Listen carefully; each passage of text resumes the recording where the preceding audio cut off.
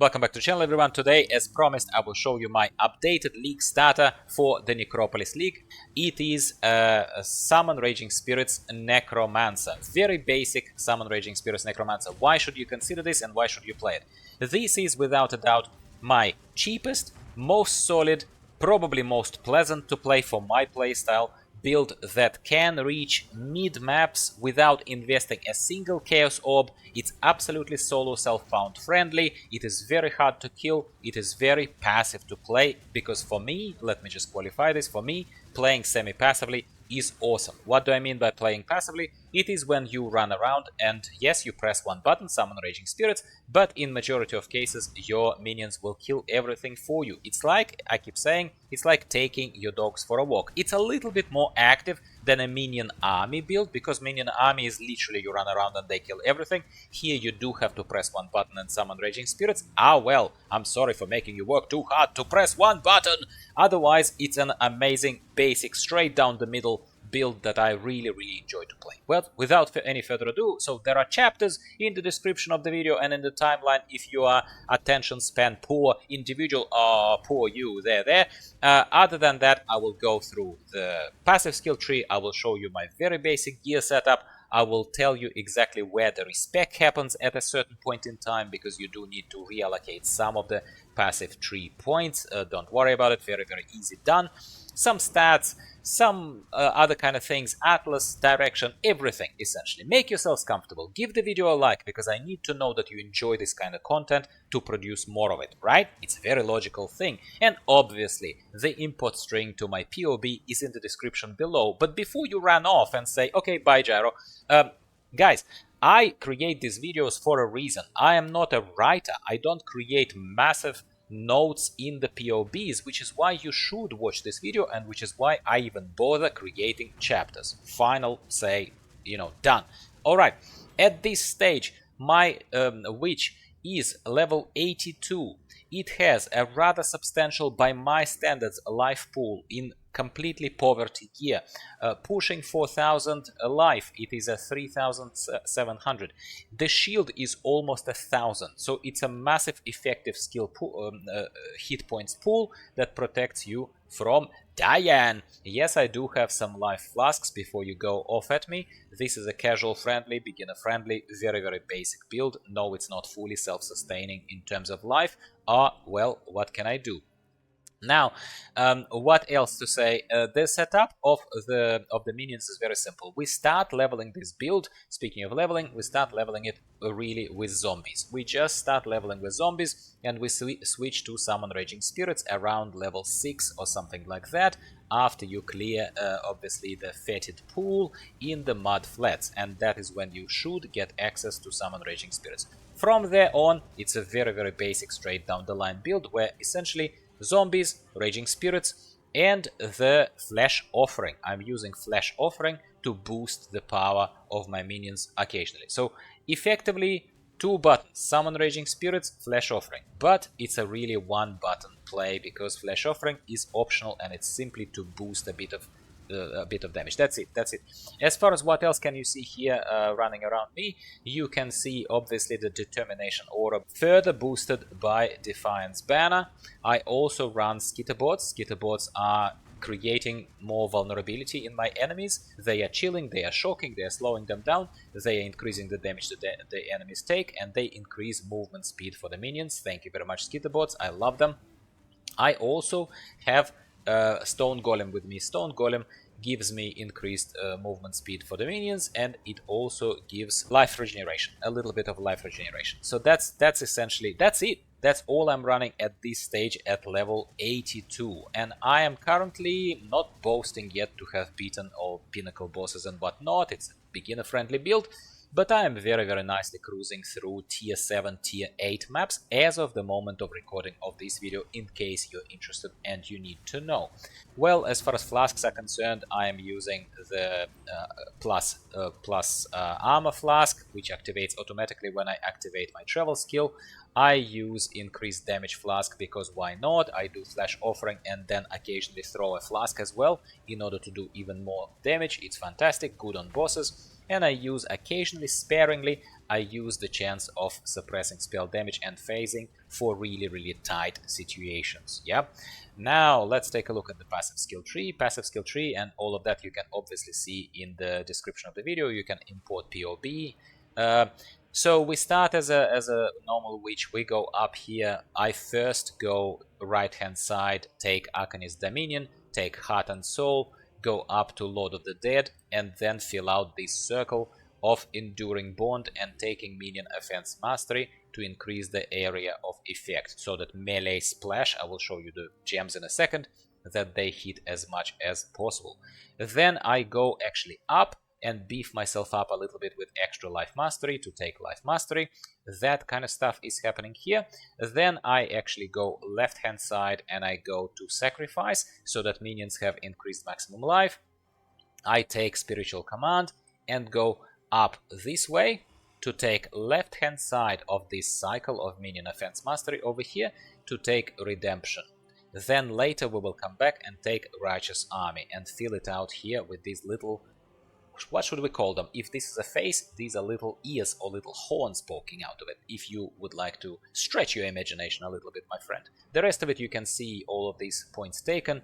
Safeguard, sovereignty, purity of flesh. Fantastic. Then at some point we will go back down and we will go down to take first of all Sanctuary to increase the chance to block attack damage and spell damage, and I'll show you my defenses in a second as well. You take Tireless, you take Grave Pact, and then you stretch down for extra Heart of the Warrior, maximum life, other kind of things. Yeah. Finally, you are going to stretch right hand side, you're going to take Ravenous Horde, and you're going to take Written in Blood.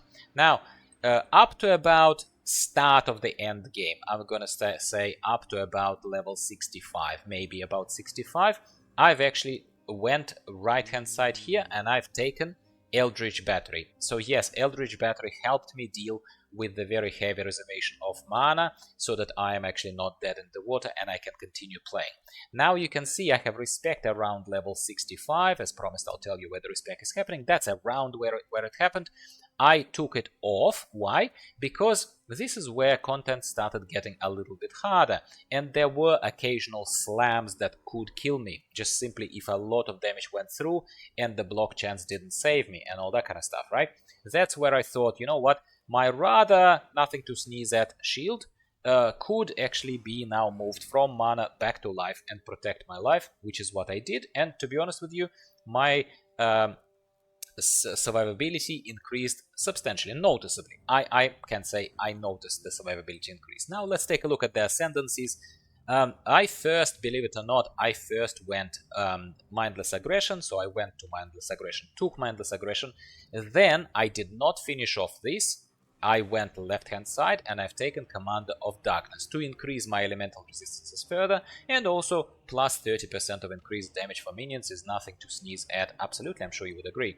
And then I topped it off through the third run of the Labyrinth. I topped it off with Unnatural Strength, converting the physical damage into chaos damage and giving also my minions a chance to apply even further vulnerability onto the enemies with Withered effect. Yeah, makes sense. Final thing, when I go through the Labyrinth for the first time, which is very, very soon, I have Offerings of the Goddess right now in my inventory. I can show them to you right here, Offering of the Goddess, yes. I'm gonna go and I'm going to take my Mistress of Sacrifice. This is where you go the fourth time through the Labyrinth, where your offerings, which we're using all the time, they will increase, they will, you know, boost it more and increase skill duration, effect duration. This is our Raging Spirits. It is going to help you as well. I'm using Convening Wand, obviously increasing minion damage as much as possible and balancing stats on all gear, not just the wand, to make sure that my resistances and everything else stays capped. You can see that my resistances are all capped. And by the way, talents, mainly passive talents, allow me to also give me 30% to block attack damage, which is okay, I suppose. It's nothing massive to write home about, but we are only around mid-game. And I also have almost 30% a chance to block spell damage. I'm sure you would agree that's decent. That's decent. Considering, for those of you who are slightly more educated, considering that I did not take the glancing blows. I could have taken glancing blows if I wanted to double the chance of blocking attack and spell, but then 65% of the damage would still come through. I don't want it. I would rather play a little bit there, roll the dice a tiny bit extra. You tell me if you prefer a slightly different approach over here. Now, not optimized, obviously, gems currently put into all the links and sockets before you start telling me off. So this is a particularly embarrassing moment where we have two empty ones. Determination sits here. Over here, I have Raised Zombie in my gloves. Raised Zombie, multi-strike support, minion life support, minion speed support. I like my zombies fast. Yes, I could have used them taunting instead, but I didn't, okay? Here we have the defensive layer of Immortal Call. I keep Immortal Call at level 2, and it is procced by cast when damage taken support. The least amount of damage taken triggers Immortal Call, 25% less damage comes in, everyone is a winner. Over here, Necropolis League is fantastic to craft linked sockets on your gear really cheaply. Just keep collecting corpses, go to your Necropolis, add the corpses that give you +1 linked socket up to the maximum of 5, and then pray that you get a maximum reroll also that could keep rerolling the chance of the linked sockets up to a maximum. Okay, in my case I somehow got 6 link at one point in time, can't remember exactly at what point in time. And yes, and in this case, this is our main cluster. We have Summon Raging Spirit. We have Unleash support to make it faster. The swarm much faster happens. We have Minion damage support, duh, obviously. We have Melee splash support, duh, obviously. We have Life tap support because once I dropped Eldritch Battery, mana became an issue. Mana became an issue again, and I had to do Life tap support. I'm not claiming that this is the best play with the mana, you know, kind of mana issues, but that's how I'm dealing with it, and so far so good. So far so good. Now, some people will lol, I actually quite like it. I got inspired by one of the builds on PoE Ninja without taking any other boosts currently to damage over time or chaos damage over time or poison specifically. I still took the chance to poison support, and it gives a chance to poison on hit, especially is nice when the enemies live a little bit longer and they have a chance to actually tick, that damage has a chance to tick on them, and it adds nothing to sneeze at per hit of chaos damage. So that's what I use here. You tell me if you would prefer something completely different and tell me why, okay? Boots, we have Feeding Frenzy support, Mid Shield support, and what are they supporting? They are supporting Summon Skitterbots and Summon Stone Golem. And I know that these two things, before you tell me, they are counterproductive, because this gem Feeding Frenzy makes the minions aggressive and this one makes them defensive. Oh wow, Gyro, you don't know what you're doing. Look, in this case I didn't optimize too much. I know that these are counterproductive things, but I'm not relying on them being aggressive or defensive, these minions, to be honest with you. I'm more relying on the added other benefits of these two gems. Enough said for now. Finally, we have Fossilized Spirit Shield over here that increases minion damage quite a lot. You can see that there are two entries here, one for 10% and another one for 39%. Quite a lot of extra damage. Increased critical strike chance, a little bit of extra armor here because, you know, we need to stay alive somehow. And I have Flesh Offering, I have Defiance Banner, and I have Flame Dash for my movement. That's about it, my friends. That's all there is to it. Now let's take a look at the Pantheon panel. So what am I using for Pantheon? For Pantheon you have a few options here to go, and I'll tell you couple that I usually prefer.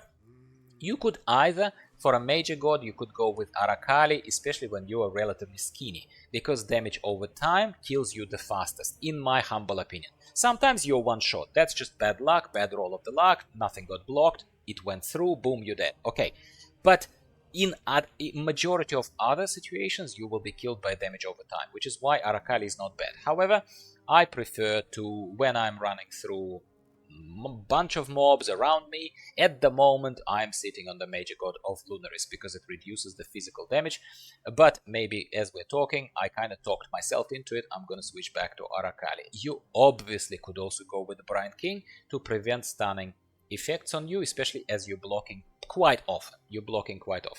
And my minor god always is Ralakesh, for the same exact reason that bleeding kills you fast. Moving when bleeding makes you take more damage unless you take this and you mitigate this somehow. You tell me what you take, that's what I take.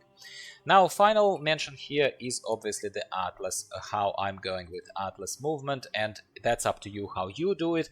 First of all, knowing that this is not a high budget build and it's a nice and easy, quick and easy kind of build, I know that right now towards tier 10 maps, I suppose, some of the mobs are going to be hitting me too hard and I don't want to put extra currency towards it. How do we mitigate this? Well, this is the only mitigation I go for. I do suffer through the increase of the health of the mobs. However, 25% less damage outright is nothing to sneeze at. That's a quarter less damage coming in. It lets me go further. And the rest of the points that I took personally have all something to do with extra drop of the connected map. That's it. I would like to simply have a chance to take to spread out through Atlas as far as possible. Enough said. And all of these things are about Kirak. Kirak missions, we want to maximize the amount of Kirak missions that we get for free after finishing the maps. That's all that I'm doing currently. That's all I'm planning to do with this one. I know it's not very exciting, but that's kind of how I play. That's what enables my end game. That's it, my friends. A lot of talking, but hopefully, especially those of you who stayed this whole time and listened to the whole narrative, good on you. You're very special, and I mean it seriously. I appreciate your support and interest, because people usually come in, download POB, and then complain because they didn't listen to the whole explanation. Well, here you go. We've been here through this maybe a little bit ranty, but I tried to stay on topic as much as possible. If you enjoyed this, or if this build is nice, you think it's simple. It's simple. Some would say it's almost a bit on a boring side. But it costs nothing. It takes you fine to the game. It allows you to start the league really, really nicely. It's what it says on the tin. At least I believe so. You tell me if you agree with me or disagree with me, and what do you play, if not this. And I will talk to you next time about something else, Path of Exile related. This is not the last build I'm gonna play this league. No chance. I'm an enthusiast. This, which is already old enough, 82, to probably just leave here and just have fun with some other build. That's what I do. Subscribe for more if you like this kind of videos and this unpretentious narrative. Always appreciate your support and appreciate more kind of fun casuals in my club. Goodbye for now. Talk to you next week.